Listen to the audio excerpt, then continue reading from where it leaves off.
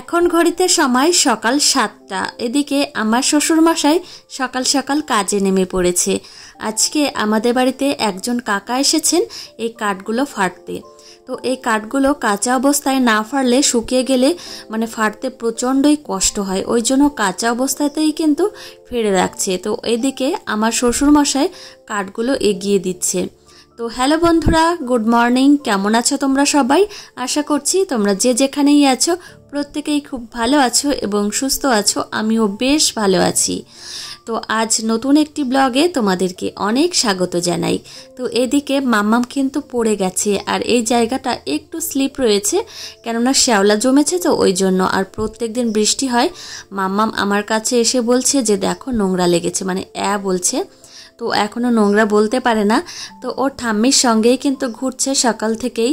তো ওর ঠাম্মি এদিকে এই যে জল তুলছে, তো জল এসেছে সকাল সকাল করেই।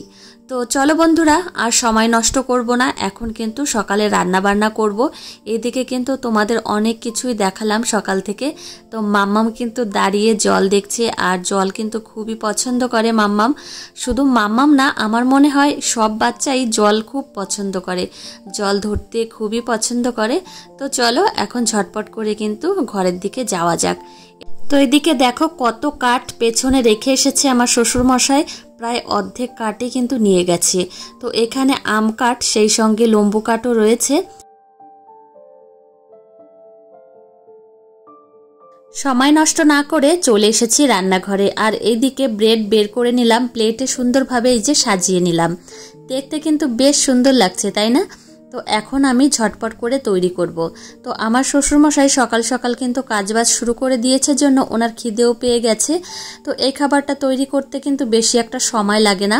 তো এদিকে দেখো আমি ডিম বাটিতে নিয়ে নিচ্ছি, আর একটু পেঁয়াজ কুচি সেই সঙ্গে লঙ্কা কুচি দিয়ে আমি ভালো করে মিশিয়ে নেব।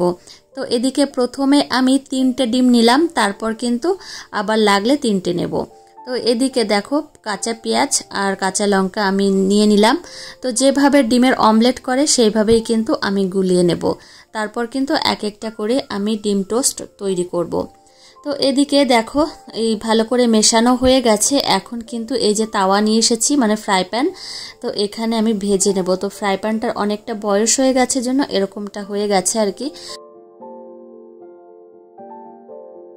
আমাদের বাড়িতে কাঠ ফাড়ার জন্য যে কাকা এসেছেন, ওনার জন্য আবার ভাত রান্না করছি, কেননা উনি কষ্টের কাজ করছেন সেই সকাল থেকে। ওনাকে ব্রেড দিলে না একদমই হবে না।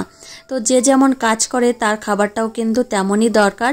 এরকম হালকা খাবার তো একদমই নয়, একটু ভারী খাবার কিন্তু দরকারই হয়। আমি এদিকে সিদ্ধ ভাত রান্না করছি, সেই সঙ্গে একটা ডিমের অমলেট তৈরি করব, আর এদিকে তো ব্রেড আছেই। তো এদিকে দেখো ভাতে উতুর এসে গেছে, এখন আমি ফ্যান গালবো। তো এদিকে কিন্তু ব্রেডও প্রায় তৈরি করা হয়ে গেছে, আর দুটো কিন্তু করলে হয়ে যায়। তো এইভাবেই কিন্তু রান্নাবান্না কমপ্লিট করলাম। আর রুটি বানাতে গেলে একটু সময় বেশি লাগে। আজকে জানো তো সকালে কাজকর্ম সেরে আমি আর মাম্মাম যাব মাম্মামের সোনার গয়না বানাতে, গড়াতে দিয়ে আসবো। অনেক দিন আগে তোমাদের দাদা ভাই আমাকে টাকা দিয়েছিল যে গিয়ে তাড়াতাড়ি করে বানিয়ে এসো। আর একটা বিষয় কি জানো তো, টাকা পয়সা হাতে থাকলে না বা ঘরে থাকলে খরচা হয়ে যায়। ওই জন্য ভাবলাম যে আগে বানাতে দিয়ে আসি, আর জিনিসটা যখন হয়ে যাবে ঘরে রেখে দেব, আর মামামের জন্মদিনের সময় পরিয়ে দেব। তো ওই জন্যই কিন্তু বানাতে দিয়ে আসবো। তো এখন যে পরিমাণে সোনার দাম, সত্যি কথা বলতে কোনো একটা জিনিস বানাতে গেলেও গায়ে লাগে। তো এদিকে প্রথমে আমার শ্বশুরমশাইকে দিয়ে আসলাম, আর এখন তোমাদের দাদা ভাইকে এই যে প্লেটটা সাজিয়ে দিয়ে আসলাম। তো আমার শ্বশুরমশাই খাওয়া হয়ে গেছে, এখন এই যে বাইরে চলে এসেছে, মাম্মামও ও দাদা ভাইয়ের পেছন পেছন ঘুরে বেড়াচ্ছে। আর ওই কাকার জন্য এই যে ডিমের অমলেট তৈরি করে রাখলাম। তো কাকা একটু পরেই খাবে, কেননা আমার শ্বশুরমশাই 9টা বাজার আগেই খেয়ে নিয়েছে, আর ওই কাকা 9টা বাজার পরেই খাবে। তো এদিকে এই যে তেলাপিয়া মাছ নিয়ে এসেছে, সেই সঙ্গে কিন্তু আমি মাম্মামের জন্য শিঙি মাছও কেটে রেখেছি। আর মাছ কেটে ধুয়ে আমি একদম ফ্রিজে রেখে এসেছি।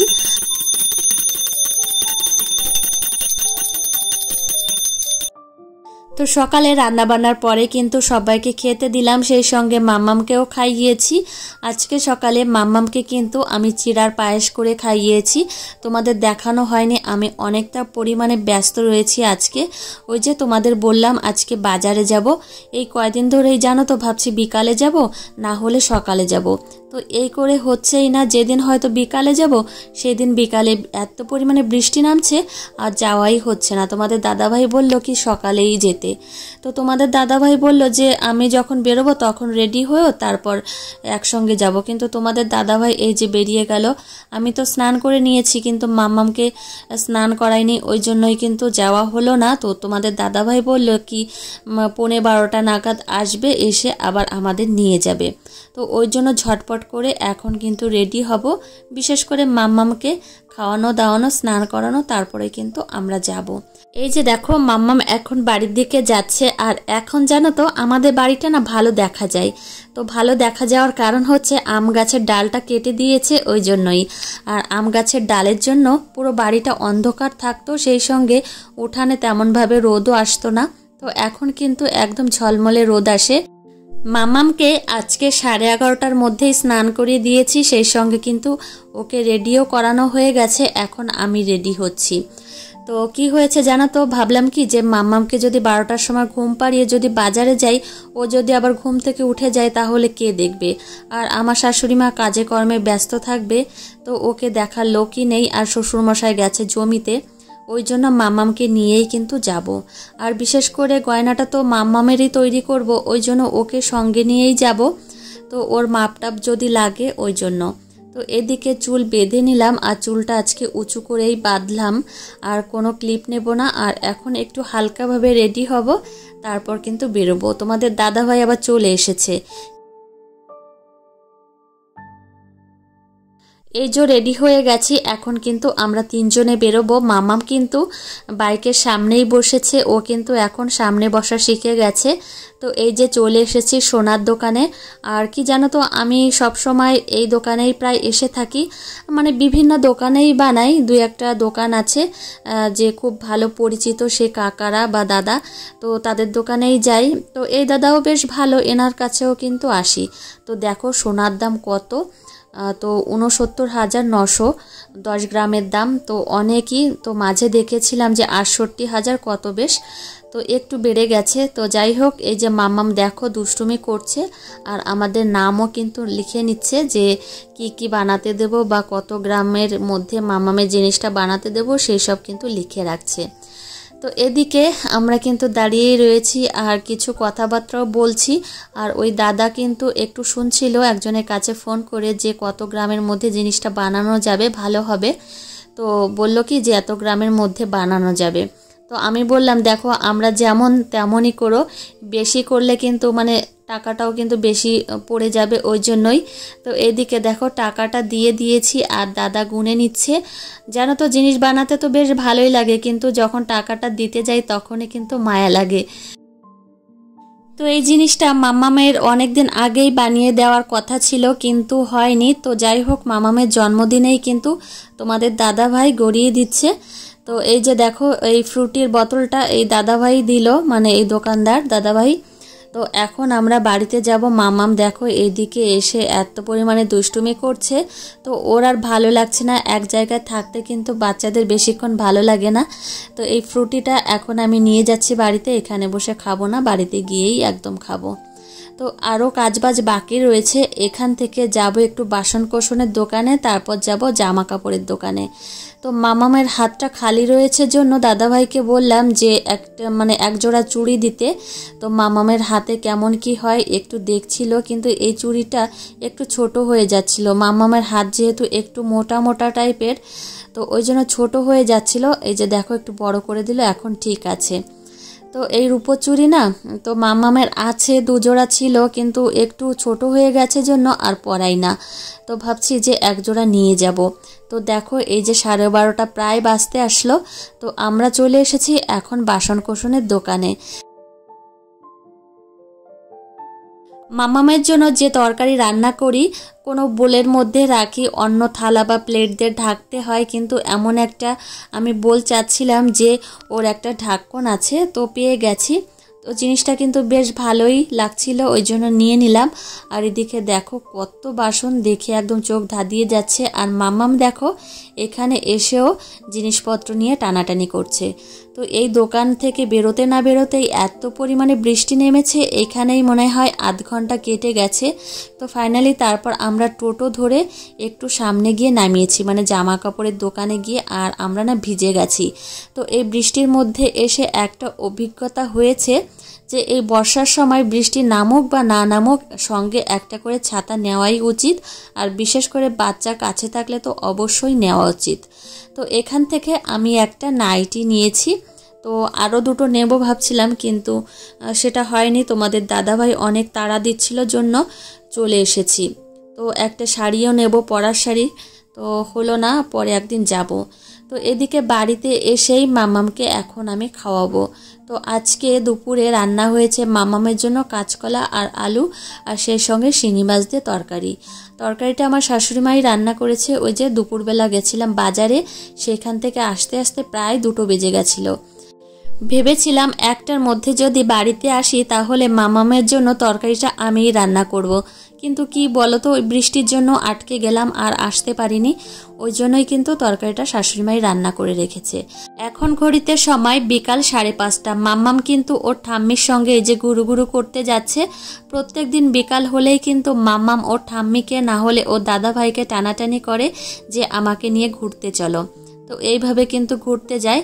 তো এদিকে আজকে সন্ধ্যার সময় মাম্মামকে আমি আম দুধ সেই সঙ্গে মুড়ি দিয়ে খাওয়াবো। এই খাবারটা কিন্তু মাম্মাম খেতে খুবই পছন্দ করে। হ্যালো বন্ধুরা, গুড ইভিনিং। কেমন আছো তোমরা সবাই? আশা করছি তোমরা খুব ভালো আছো। তো আজকে আমি আর মাম্মাম গেছিলাম বাজারে। তো বাজার থেকে একটা নাইটি নিয়ে এসেছি। তো এই যে দেখো নাইটিটা, তো এটা হচ্ছে অ্যালান গলা। তো এই গলা নাইটি আমি এখনো পর্যন্ত পরিনি, তো ইচ্ছা হলো ওই জন্য নিয়ে এসেছি। তো এক পিসই ছিল, তো আর একটা আনার ইচ্ছা ছিল কিন্তু পাইনি, একটা পিসই ছিল ওই দোকানে। বলো। তো এই যে দেখো, তো এই গলার নাইটিও কিন্তু বেশ ভালো লাগে। তো আর একটা কাচের বোল এনেছি, এই যে তোমাদের তো দেখিয়েছি, তবুও দেখাচ্ছি। দেখি মাম্মা, তোমার এটা মাম্মা, এটা কার? তোমার? বলো। হ্যাঁ, তো এই যে দেখো, দেখি সরো মা, এখানে বসো, এখানে বসো। হ্যাঁ, তো এই যে দেখো একটা কাচের বোল, খুবই সুন্দর। দেখো, ভেঙে গেল। এই যে দেখো, তো মামামের জন্য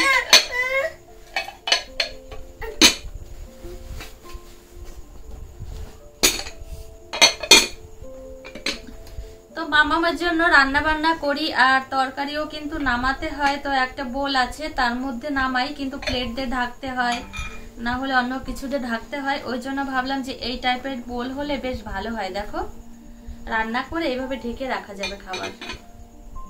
তো দেখে কিন্তু আমার খুব পছন্দ হয়েছে। দেখো, তো কাল থেকে এইটার মধ্যে মামামের জন্য তরকারি রাখবো।